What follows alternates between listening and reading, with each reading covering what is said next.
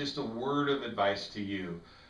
Question the messenger, figure out what their motivation is, figure out what they're selling, figure out what's right for you personally, emotionally, financially, tax-wise. There are a lot of pieces involved in this puzzle, and sometimes it feels like none of the options are great options. Some of the times it feels like you're really picking the lesser of all evils, no matter what option you check and take into, or no matter what option you actually decide to pursue. Sometimes it just feels like that. It's picking the lesser of all the evils. And I think in the end,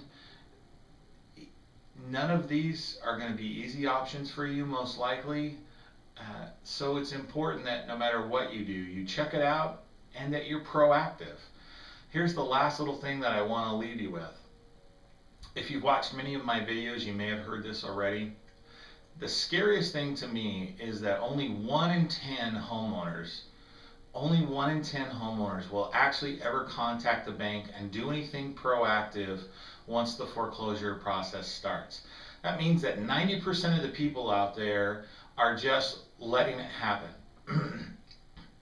And while they may be letting it happen because they're choosing to let the house foreclose, most of the time the reason they're letting it happen is because they're ashamed of what's going on. They're ashamed of the fact that they're losing their house. They're ashamed of the fact that they're in debt and that they can't deal with that debt. I think that's a pretty sad situation, and I want to just caution you right up front. If you're in that position and you're starting to get notices about what's going on with your house and how much you owe, that sort of thing, do something proactive. Find a solution for you. Do something that works. Don't just let it happen to you.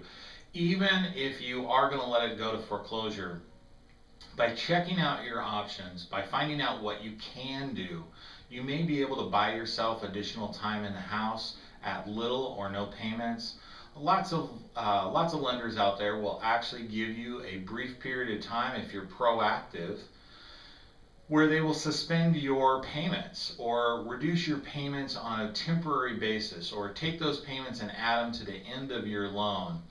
And especially if you're unemployed, you're going to have a lot of paperwork that they're going to require. I'm not saying that it's going to be easy, but be proactive.